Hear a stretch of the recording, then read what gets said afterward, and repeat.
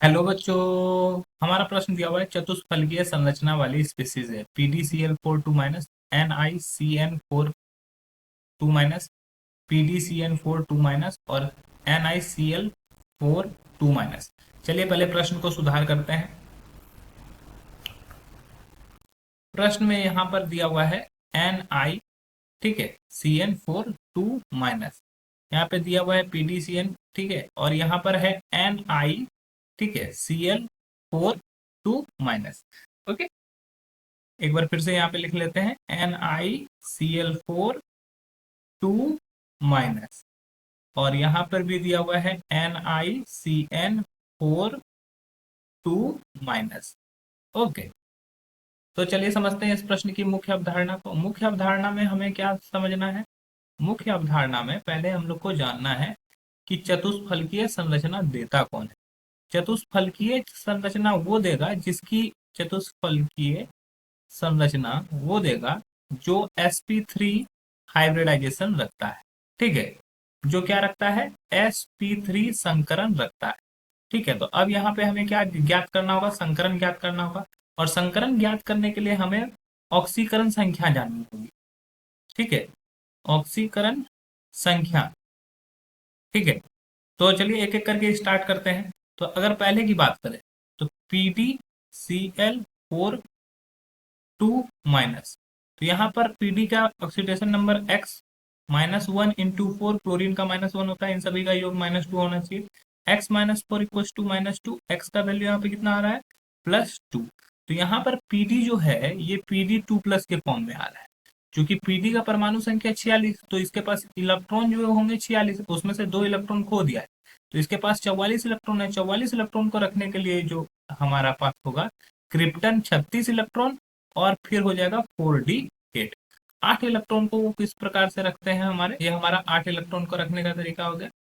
क्योंकि 1 2 3 4 5 6 7 8, ठीक है। अब यहाँ पर 4s के बाद ये 4d हो गया, ये 5s, ये 5p।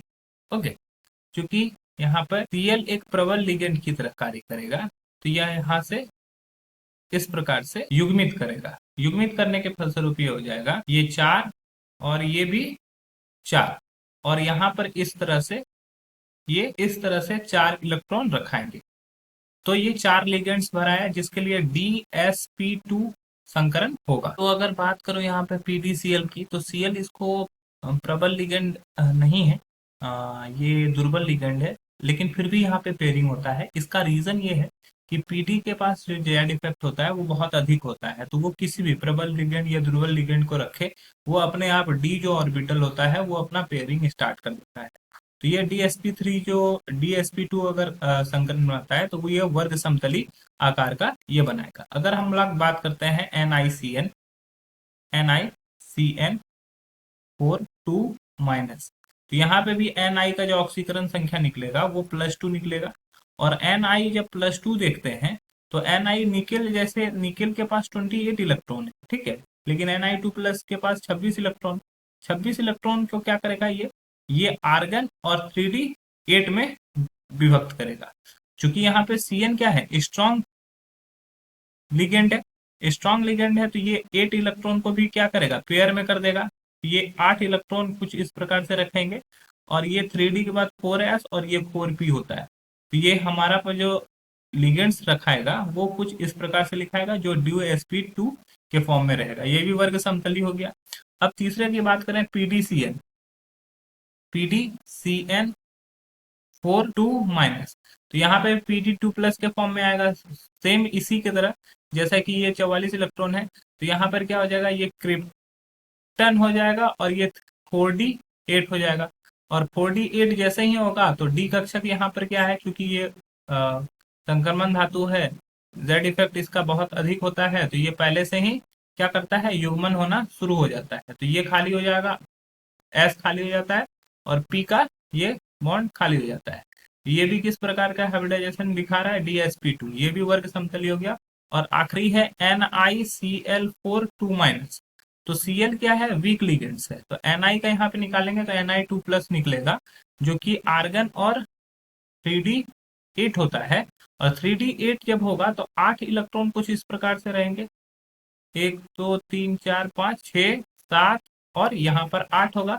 ठीक है, तो चूंकि ये वीक हमारा दुर्बल लिगेंड है Cl, तो वो क्या होगा, युग्मित नहीं कर पाएगा। तो लिगेंड जो हमारे भराएंगे ये 5s में भराएगा, उसके बाद 6p में भराएगा, ये सॉरी 5p में भराएगा। तो लिगेंड्स यहाँ पर, एक लिगेंड्स वहां पर और 3 लिगेंड्स यहाँ पर, टोटल यहाँ जो हाइब्रिडाइजेशन बनेगा sp3। तो sp3 वाले ही तो चतुष्फलकीय संरचना दिखाते हैं। तो ये हमारा ऑप्शन डी जो होगा वो बिल्कुल सही हो जाएगा। आशा है कि ये प्रश्न आपको समझ में आया होगा। धन्यवाद।